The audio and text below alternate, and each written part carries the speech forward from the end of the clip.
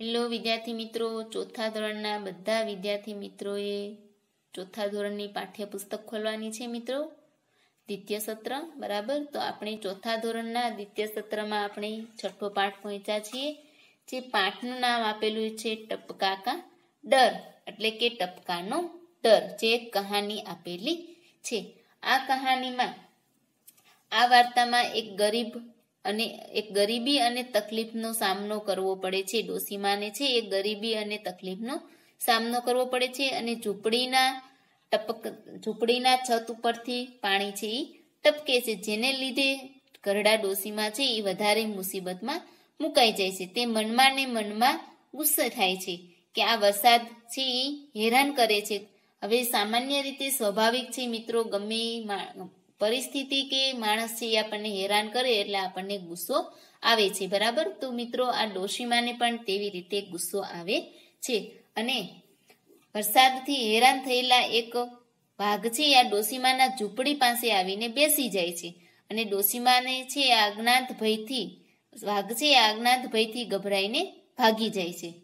મિત્રો હવે આપણે શરૂઆત કરશું કે इस कहानी में गरीबी और कष्ट से जूझती बुढ़िया की कथा है. આ વાર્તામાં ગરીબી અને તકલીફનો સામનો કરતી ડોસીની ઝૂંપડીની ટપકતી છત વધારે તકલીફમાં મૂકી દે છે, તે પ્રમાણે કહેલું છે. શું કહે છે કે इस कहानी में गरीबी और कष्ट से जूझती बुढ़िया की कथा है. झोपड़े का टपकता छप्पर उसे और भी संकट में डाल देता है. ઝૂંપડીમાંથી જે પાણી ટપકે છે તે એને વધારે તકલીફમાં મૂકી દે છે.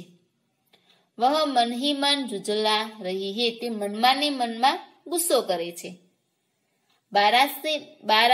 बरसात से परेशान एक बाघ बुढ़िया की झोपड़ी के पास आकर बैठ जाता है. વરસાદથી પરેશાન થઈને એક વાઘ છે આ ડોશીમાની ઝૂંપડી પાસે આવીને બેસી જાય છે.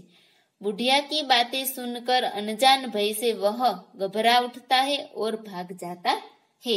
ડોસીની વાતો સાંભળીને આ અજ્ઞાત ભયથી વાઘ છે એ ગભરાઈને ભાગી જાય છે. બરાબર મિત્રો, હવે આપણે પાઠની શરૂઆત કરશું. બરસાત કા દિન થા, એટલે કે વરસાદનો દિવસ હતો. ચારો ઓર પાણી બરસ રહા થા, ચારે બાજુ પાણી છે એ વરસી રહ્યું હતું.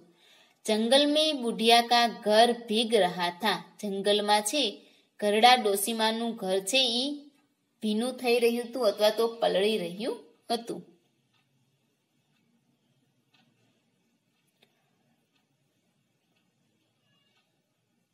જલ્દી ही बुढ़िया का घर टपकने लगा. એકદમ જલ્દી છે એ ડોસીમાનું ઘર છે એ પાણીથી ટપકવા લાગ્યું. बुढ़िया परेशान हो उठी. આવા ડોસીમા છે એ મુસીબતમાં આવી ગયા, એટલે કે મૂંઝાઈ જાય છે અને પરેશાન આવી ગયા. બરાબર, જલ્દી ડોસીનું ઘર છે ટપકવા લાગ્યું અને ડોસીમાં હેરાન થઈ ગયા. પરંતુ કરતી ભી ક્યાં હે, એટલે એમ કે છે કે પરંતુ એટલે કે પણ, એ ડોસીમાં છે એ કરે પણ શું. છપ્પર કો છાંયે કોણ, એટલે કે આ છત છે તેને સરખી કોણ કરે. થોડી દેર મેં ઓલે ભી પડને લગે, થોડી વારમાં કરા પણ પડવા લાગે છે. બેર બરાબર ઓલે ઉધર એક બાગ ઓલો કી માર સે પરેશાન હો ઉઠા.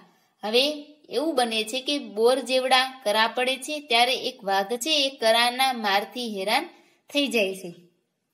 કૂદતે કૂદતે વહ બુઢિયા કે ઘર કે પાસ પહોંચા. હવે શું કહે છે કે કૂદતે ફાદતે વહ બુઢિયા કે ઘર કે પાસ પહોંચા. હવે વાઘ છે એ દોડતો કૂદતો છે એ ડોસીમાના ઘર પાસે આવીને પહોંચે છે. બુઢિયા અંદર ચાવલ પકા રહી થી. હવે ડોસીમા છે એ ઝૂંપડીની અંદર છે એ ભાત છે એ રાંધી રહી હતી. ચૂલે પર પાણી ટપક રહા થા. હવે એ ડોસીમા છે એ ઝૂંપડીમાં ચૂલો છે એ ચૂલા ઉપર પાણી પણ ટપકી રહ્યું હતું. વહ ઝુંઝલા ઉઠી ઓર બોલી, તે ગુસ્સેથી બોલે છે, ગુસ્સો આવે છે એને અને ગુસ્સામાં બોલે છે. મુझे टपका से इतना डर लगता है. હવે ડોસીમાં છે એવું કે છે કે મને આ ટપકા ટપ ટપ પડે છે એ ટપકાથી એટલી બીક લાગે છે जितना बाघ से भी नहीं, એટલે કે મને આ ટપકાથી એટલી બીક લાગે છે કે જેટલી મને વાઘથી પણ લાગતી નથી। बाघने सोचा એટલે કે વાઘે વિચાર્યું, બુઢિયા મુझसे तो नहीं डरती मगर टपका से डरती है। આ ડોશીમાં છે એ મારાથી નથી ડરતા પણ આ ટપકાથી છે એ ડરી રહ્યા છે। જરૂર ટપકા મુझसे भी बड़ा जानवर होगा। વાઘ છે એવું મનમાં વિચારે છે કે આ ટપકા છે એ लागे छे कि माराथी पण मोटू जानवर हसे। बस इतना सोचते ही बाघ घबराया और सिर पर पैर रखकर भाग गया। आटलू विचारीने वाघ छे गभराई जाय छे अने एकदम झड़पथी भागी जाय छे। એટલું વિચારતા જ વાઘ ગભરાયો અને ઝડપથી ભાગી ગયો। હવે એના શબ્દાર્થમાં મિત્રો આપેલું છે પરેશાન એટલે હેરાન, છપ્પર એટલે છત, ઓલ્લે એટલે કરાણ અને ઓલ્લેનું ગુજરાતી થશે કરાણ અને બેર એટલે કે બોર।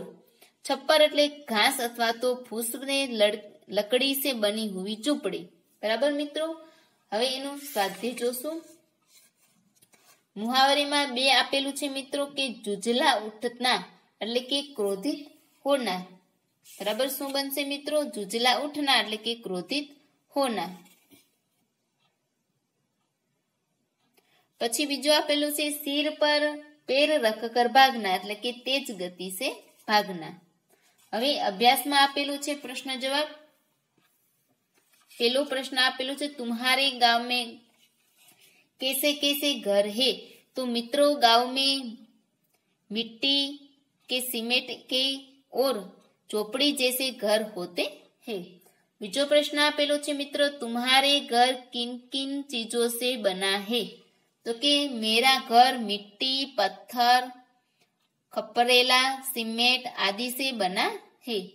तीजू से मित्रों छप्पर किन किन चीजों से बनता है? तो कि छप्पर घास, फूस, पछी आपेलू छे खपरेल और लकड़ियों से बनता है।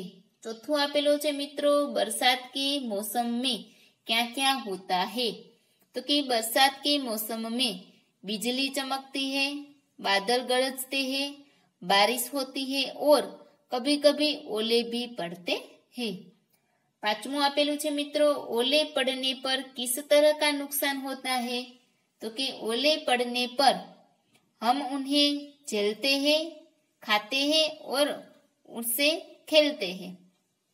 त्यार पछी आपेलू छे मित्रों सातमुं आपेलू छे तुमने कितने प्रकार के चूल्हे देखे हैं?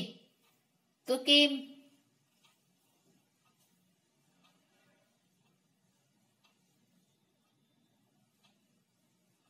सूरी पांचमो प्रश्न मित्रों आपेलो छे कि ओले पड़ने पर तुम लोग क्या करते हैं? तो कि ओले पड़ने पर हम उन्हें झेलते हैं, खाते हैं और उनसे खेलते हैं। पछी छठो प्रश्न आपेलो छे मित्रों ओले पड़ने पर किस तरह का नुकसान होता है? तो कि ओले पड़ने पर कच्चे घरों के छत और फसल को नुकसान होता है। त्यार पछी सातमो आपेलू छे मित्रों तुमने कितने प्रकार के चूल्हे देखे हैं? तो कि मैंने मिट्टी का, लोहे का और गैस का चूल्हा देखा है। आठवां प्रश्न आपेलो छे मित्रों जंगल में बाघ के अलावा और कौन से प्राणी रहते हैं? तो कि जंगल में बाघ के अलावा सिंह, खरगोश, लोमड़ी, भालू आदि प्राणी रहते हैं એટલે કે વગેરે જેવા પ્રાણીઓ રહે છે। ત્યાર પછી નવમો પ્રશ્ન આપેલો છે મિત્રો बुढ़िया मन ही मन क्यों जुझला रही है? तो कि चूल्हे पर पानी टपकने से बुढ़िया मन ही मन जुझला रही है। दसमो आपेलू छे मित्रों बाघ सिर पर पैर रखकर क्यों भाग गया? तो कि बुढ़िया ने कहा कि मैं बाघ से नहीं डरती मगर टपका से डरती हूँ। यह सुनकर बाघ ने सोचा कि टपका जरूर कोई मुझसे बड़ा जानवर होगा। यह सोचकर बाघ सिर पर पैर रखकर भाग गया। बराबर मित्रों હવે તમારે આ અભ્યાસના 10 પ્રશ્ન છે એ હિન્દી નોટબુકમાં લખવાના છે અને મુહાવરે લખવાના છે મિત્રો। આ હિન્દી નોટબુકમાં આટલું લખવાનું રહેશે અને બીજા પ્રશ્નથી આપણે આવતા વિડીયોમાં જોશું। તો આવતા વિડીયોમાં આપણે બીજા પ્રશ્નથી શરૂ કરશું। બરાબર મિત્રો, હિન્દી નોટબુકમાં આપણે છે હોમવર્ક આપેલું છે તે તમારે લખવાનું રહેશે. મુહાવરે અને અભ્યાસનો પેલા પ્રશ્નના 10 પ્રશ્ન આપેલા છે તે તમારે હિન્દી નોટબુકમાં લખવાના રહેશે. બરાબર મિત્રો, થેન્ક યુ.